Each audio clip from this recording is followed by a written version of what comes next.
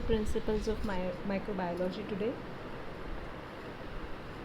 Microbiology is a branch of science that deals with the study of identification, structure, physiology, metabolism, and reproduction of microorganisms. If we see the classification of microorganisms, depending on the cellular organization, we have two classes. One is having cellular organization, so prokaryotes and eukaryotes, and the other one is having no cellular organization. So here we will see it again. So having cellular organization, we have prokaryotes like bacteria, and in eukaryotes we will have fungi, and in non-cellular organization we have viruses, virions, and prions. Now let us see the structure of viruses. Virus is ultra microscopic entity on the boundary of living and non-living. It does not have cellular organization. Structurally, it possesses a protein coat called capsid enclosing nucleic acid at central core. The capsid is made up of structural unit called capsomeres, where each capsomere is made up of 7 to 8 monomers. Virus carries centrally located nucleic acid, either DNA or RNA, but never both. It is unusually SS DNA or dsRNA can be present in the nucleic acid, or the usual ds DNA or ssRNA. Now this virus particle can be enveloped or it can be without envelope. Envelope may show projections called spikes. Virus may show cubical form or helical form of structure. There may be combination of these two forms as seen in the bacteriophage, with additional parts like neck, collar, base plate, and tail fibers.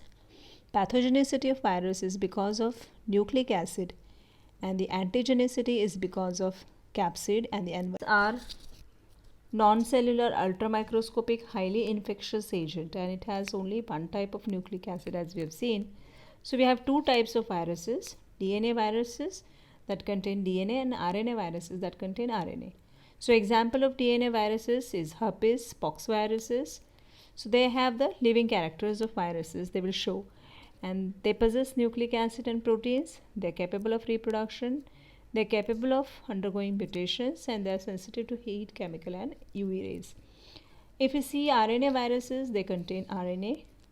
Say for example measles, rabies virus, and they will show the non-living characters. That means they will show no cellular organization. They carry out their own metabolic activities.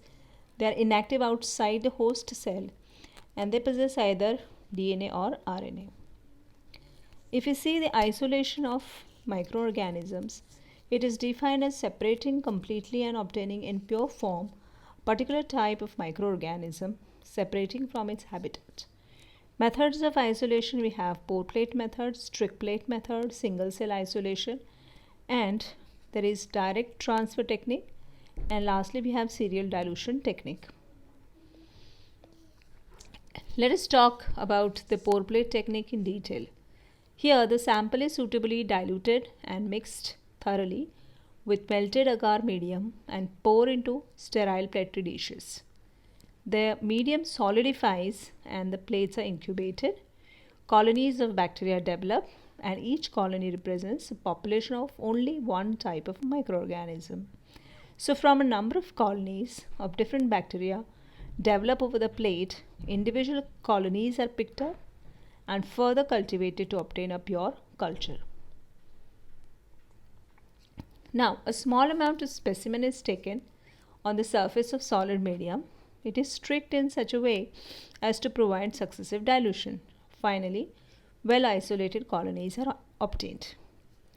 Enrichment, selective and differential media can also be used to isolate a specific type of bacterium from a mixed population.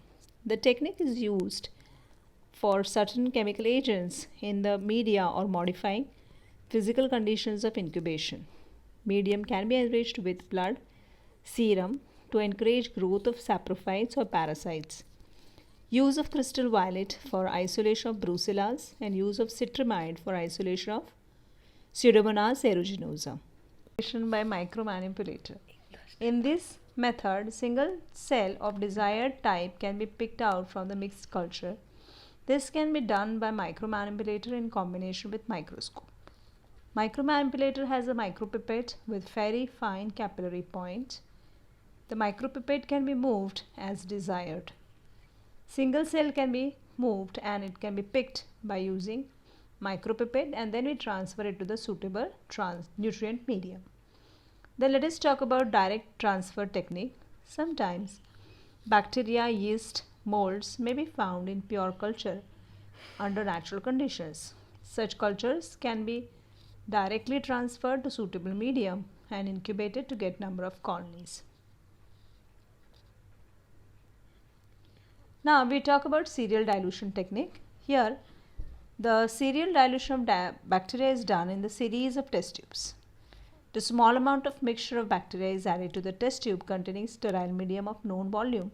Now 1 ml of liquid bacteria mixture is diluted to the desired dilution by transfer through a series of test tubes containing similar volume of sterilized medium. The stage will be reached when higher dilution will contain no organisms and will show no growth upon incubation.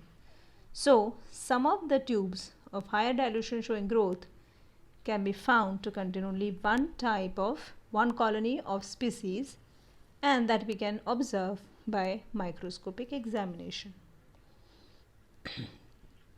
So, for example, we'll use crystal violet, methylene blue and carbol-fuchsin. Now, let us talk about the purpose of staining. Staining is done for greater visualization of cells, to study their structures, to differentiate the cells and inhibit the growth of some organisms so that others can be visualized. So we have basically two types of staining, that is simple staining and the other one is differential staining. In differential staining we will see gram staining and acid-fast staining. Let us talk about gram-positive staining. First, the bacteria are taken and carefully spread on a clean glass dry slide. This is called smear. The smear is dried by passing it over a small blue flame. The care should be taken to keep the smear upside. Add gentian blue or crystal violet solution and the stain is allowed to remain on smear for 30 to 60 seconds. Then we remove the excess stain with water and then we add iodine solution for at least 60 seconds. Then we wash with water. Finally wash the slide with acetone or alcohol. Now wash the smear with the tap water and observe under microscope. If the bacteria have taken up the stain, they appear deep violet or purple black and we call them as gram-positive bacteria. And for example, Staphylococci, Streptococci, Pneumococci, E. coli, Bacillus anthracis and Clostridium tetani. So the staining procedure is similar to gram-positive. If the bacteria do not retain the crystal violet, then it is counter-stained by safranin for 10 seconds. Wash with water and the smear is dried and observed under microscope. Now if the bacteria is stained with the safranin and then pink or red color is produced, so we call them as gram-negative bacteria. For example, gonococci, meningococci, E. coli, Salmonella typhi and H. influenzae. Then we have the Zeal-Nielsen acid-fast staining. Scientists Zeal and Nielsen discovered this method. It is important for the separation of Mycobacterium group of microorganisms. Zeal-Nielsen acid-fast staining method is most commonly used for the diagnostic aid in the identification of species. So procedure of staining is the smear is prepared from the given tubercular sputum and fixed on the slide by heat.